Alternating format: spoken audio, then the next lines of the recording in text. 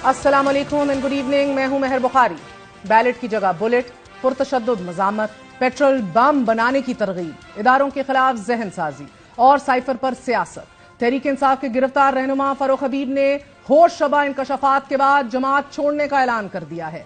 फारूक हबीब ने इंकशाफात से भरपूर प्रेस कॉन्फ्रेंस के बाद जहांगीर खान तरीन की क़यादत में इस्तेकाम पाकिस्तान पार्टी में शमूलियत इख्तियार कर ली है।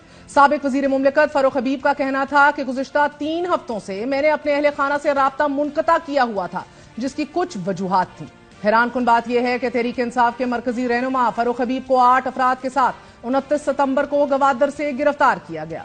बलोचिस्तान के निगरान वजीर इत्तलात जान अचकज़ई ने पीटीआई रहनुमा और दीगर अफराद की गिरफ्तारी की तस्दीक की।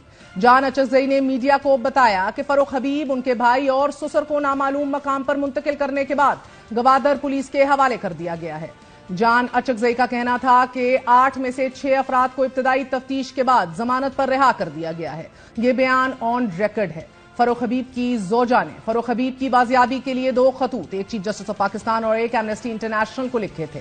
ताहम आज फारूक हबीब ने अपनी प्रेस कॉन्फ्रेंस में कई बड़े इंकशाफात किए हैं। उनका कहना है कि गुज़िश्ता माह से ये सोच दिमाग में थी कि जो सियासत हम कर रहे हैं, क्या इसके लिए हमने सियासत का आगाज किया था।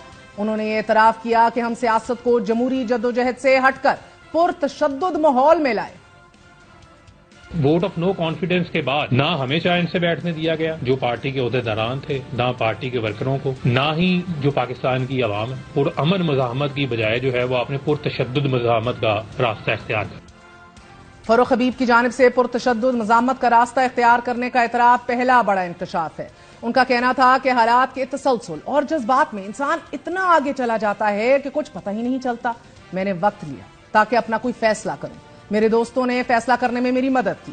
फारूक हबीब का कहना था कि अप्रैल में अदम एतमाद तहरीक का अमल हुआ, जो कि आईनी तरीके से हुआ, लेकिन इसके बाद जमहूरी जद्दोजहद होनी चाहिए थी, इंतखाबात का इंतजार करना चाहिए था, लेकिन पुरतशद्दुद मज़ामत का रास्ता इख्तियार कर लिया गया। जबकि फारूक हबीब ने 14 मई को एक वीडियो पैगाम में 9 मई का जिम्मेदार मोहसिन नकवी और राना सनाउल्लाह को करार दिया था। पुलिस वाले गोलियां चला रहे हैं, सादा कपड़ों में नामालूम अफराद घुस के गोलियां चला रहे हैं, वो इश्तियाल फैला रहे हैं, वो लोगों को इंतशार दिलवा रहे हैं, जलाओ घेराव कर रहे हैं।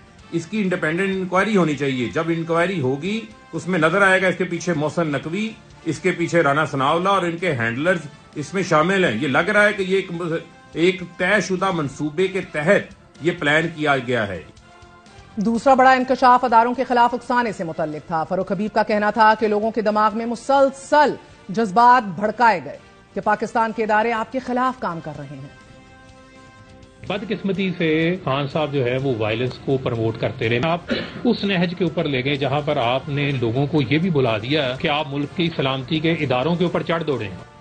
लेकिन 5 माह कबल 16 मई को 12:08 पर फारूक हबीब ने एक ट्वीट किया था कि जिसमें कहा कि ऐसे शवाहिद सामने आ रहे हैं कि जिनमें देखा जा सकता है कि शरपसंदों ने पुरअमन मुजाहिरीन की आड़ में इंतशार, तोड़ फोड़, जलाओ घेराव किया। जबकि चेयरमैन पीटीआई का हवाला देते हुए फारूक हबीब का आज अपनी प्रेस कॉन्फ्रेंस में कहना है कि आपसे लोग पुरअमन जद्दोजहद की तवक्को करते थे, आपने बैलेट की बजाय बुलेट का रास्ता दिया और फिर कई घंटे मुज़ाहमत होती रही। रात दिन टीवी पर बैठकर नेल्सन मंडेला का सबक दिया जाता था, लेकिन मंडेला ने नौजवानों को पेट्रोल बम बनाने की तरगीब नहीं दी थी। तीसरा बड़ा इंकशाफ 9 मई के वाक़ये के लिए मुसलसल लोगों की जहन साजी से मुतल्लिक किया फारूक हबीब ने आज। उनका कहना था कि 9 मई के वाक़ये के लिए मुसलसल लोगों की जहन साजी की गई, उकसाया गया कि गिरफ्तारी के वक्त लोग जमा हो जाएं। ये जो 9 मई का जो वाकया है, इस पे आपने मुसलसल लोगों की जहन साजी की कि लोग उस हद तक पहुंच गए कि आपको गिरफ्तार किया और गिरफ्तार करते साथ लोग जो हैं वो लिबर्टी जमा हो जाते हैं। उस दिन चंद लोगों को क्या खास हदायत जिनका हमें नहीं पता था, यानी मेरे लिए अनएक्सपेक्टेड था। मैं लाहौर में था, मेरी उस वक्त तबीयत खराब थी, सोया हुआ था दवाई खा के। जब गिरफ्तारी हुई मुझे मेरी वाइफ ने मुझे बताया। फारूक हबीब का कहना था कि चेयरमैन पीटीआई की गिरफ्तारी के वक्त चंद लोगों को पता नहीं क्या अहकामात थे। जब मैंने हालात देखे तो कशीदा थे, मैं कहीं भी नहीं गया, मैं घर में रहा। मगर 9 मई को फारूक हबीब कहां थे, मुलाहिजा कीजिए। आज पाकिस्तान की कौम को जो है वो इन्होंने ललकार दिया है पकड़ के। पाकिस्तानी कौम पूरे पाकिस्तान के अंदर जहाँ जहाँ भी है वहाँ पर आप निकले। फैसलाबाद में भी आप लोग बाहर निकले, फैसलाबाद में डी टाइप पुल के ऊपर इकट्ठे हो, जिला कौंसिल चौक के ऊपर इकट्ठे हो, पूरे शहर को जो है वो आप वहाँ पर इकट्ठे होके अपना एहतजाज जो है वो रिकॉर्ड करवाएं भरपूर तरीके से। मैं भी वहाँ पे पहुँच रहा हूँ, आप भी पहुँचे।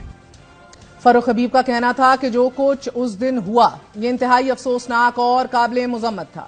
مدینہ کی ریاست میں لوگوں کو اکسایا نہیں جاتا، لیڈر وہ ہوتا ہے کہ جو راستہ دکھاتا ہے۔ سائفر سے متعلق فاروق حبیب نے انکشاف کیا کہ سائفر کے بعد قومی سلامتی کمیٹی کا اجلاس چیئرمین پی ٹی آئی کے زیر صدارت ہوا کہ جس میں یہ فیصلہ ہوا کہ سائفر کا معاملہ مداخلت ہے، سازش نہیں، مگر اس اعلامیے کے باوجود اس پر سیاسی بیانیہ بنایا گیا۔ اس سے قبل فاروق حبیب اپنی ٹویٹس میں بارہا کہہ چکے ہیں کہ عمران خان کو رجیم چینج سازش سے ہٹا کر نواز شریف کے بھائی شہباز شریف کو وزیر اعظم اور صمدی اسحاق ڈار کو وزیر خزانہ بنایا گیا، بیرونی سازش کے تحت قابض ہوئے۔ حیران کن بات یہ ہے کہ فاروق حبیب بذات خود گرفتار ہونے والے رہنماؤں کی ڈھال بھی بنے ہیں اور ایسی فوٹیجز موجود ہیں کہ جس میں اپنے ساتھی رہنماؤں کی گرفتاری کے وقت گاڑیوں کا محاذبہ کر رہے ہیں۔ تحریک انصاف کے سابق رہنما فاروق حبیب کے بیانیے میں کل اور آج فرق کیا ہے، ملاحظہ کیجیے۔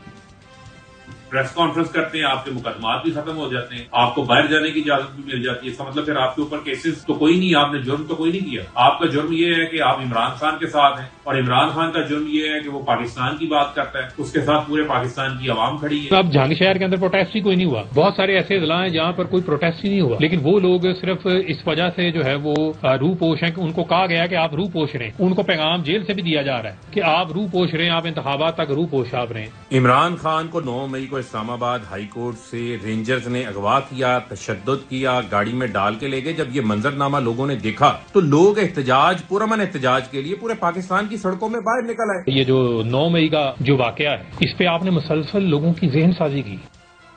فاروق حبیب نے انکشاف بھی کیا کہ ہم نواز شریف اور زرداری پر تنقید کرتے تھے، چیئرمین پی ٹی آئی کو یہ زیب نہیں دیتا تھا کہ وہ توشہ خانہ سے گھڑیاں لیتے۔ فاروق حبیب نے اپنی پریس کانفرنس کے آخری حصے میں نوجوانوں کو آدم اور ابلیس میں سے کسی ایک سمت کے چناؤ کا مشورہ بھی دیا۔ پارٹی کی لیڈرشپ پہ بہت سارے لوگ ایسے ہیں جو کہ آج بھی روح پوش ہیں، وہ سارے سوچ رہے ہیں، وہ بھی اس چیز کا جائزہ لیتے ہیں۔